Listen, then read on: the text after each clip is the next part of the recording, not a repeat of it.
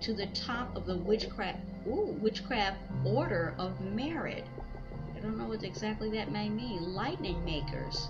So it seems like this particular location is known for its, I guess, witchcraft as well. Witchcraft order of merit. I didn't know that existed. It says, imagine someone confessing before multitudes that he or she is a witch, that he or she uses owls, hyenas, and baboon hands. Oh, wow.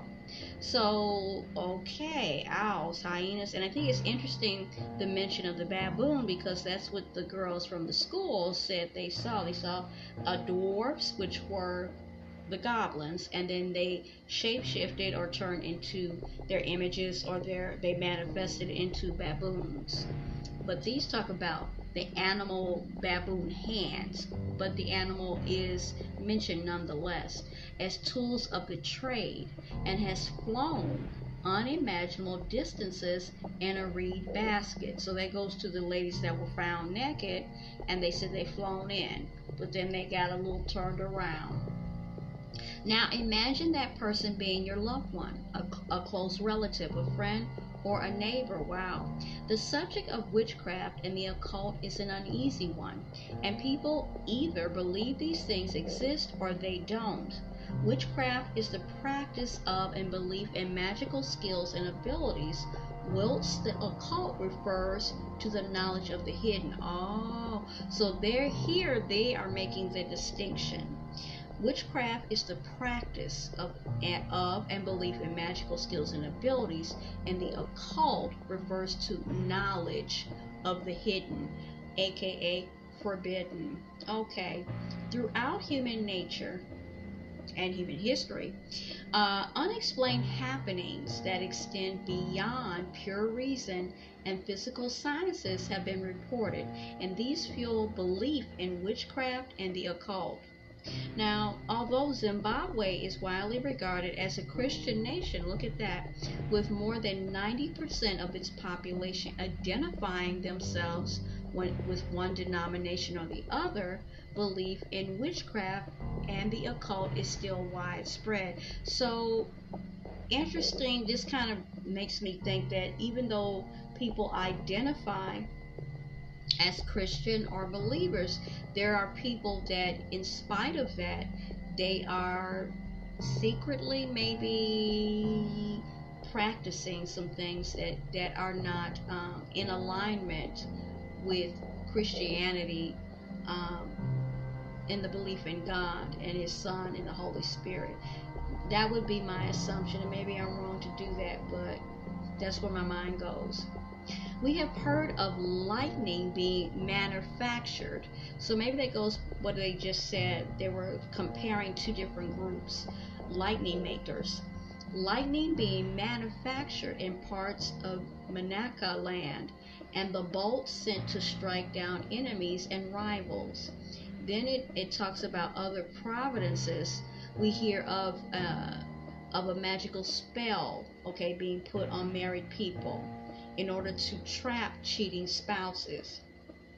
It says and confirms what we already read. Every other week there are images of startled, self-confessed witches being caught stark naked in people's houses after the cold light of morning unexpectedly reveals to the world their doings. So people are allegedly in people's homes completely naked.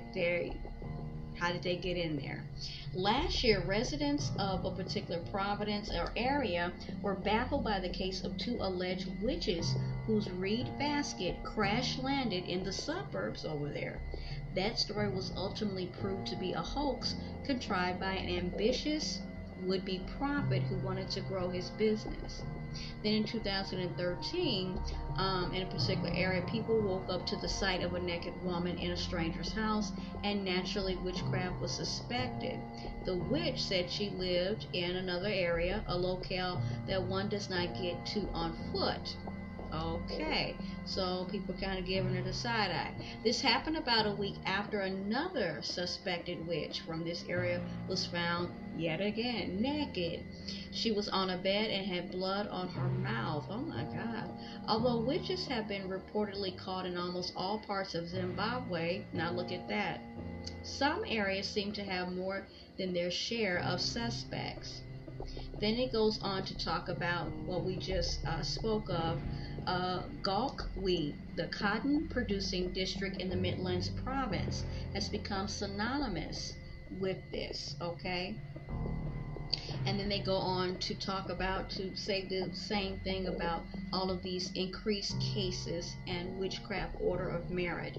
It says in pre-colonial days and times, Galkwe was already a witchcraft hotbed, with the mere mention of the infamous, some kind of area, some kind of falls that located some 100 kilometers from a shopping center, instilling fear in the hearts and minds of locals and visitors.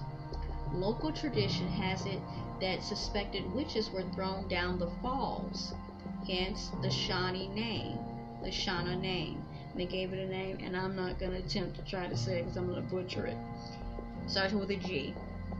Now, once a person was brought before the community court and found guilty of practicing witchcraft, the person would be tossed down the falls. Naturally, innocent people met their deaths. I would imagine that would be mixed in with that, sadly, at these falls, because there really is no way of proving witchcraft. During a recent trip or visit to Galkwe, people said they did not venture near the falls because the spirits of those killed were, they believe that they haunt the area. Wow.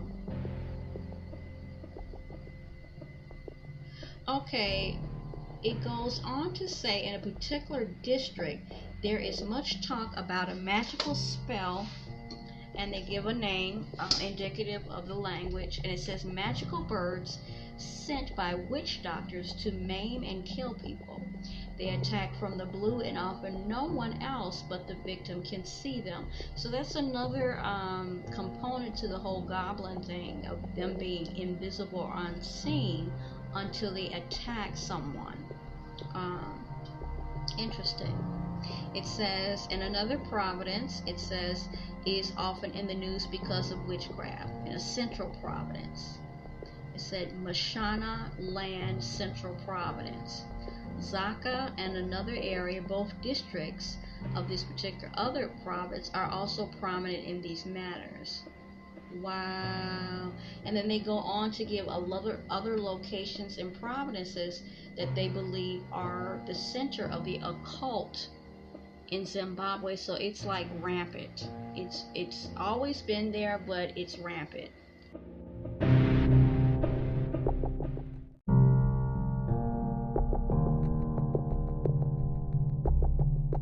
Now, interestingly enough, it goes on, it says hundreds of people flock weekly to the district, okay, to consult witch doctors.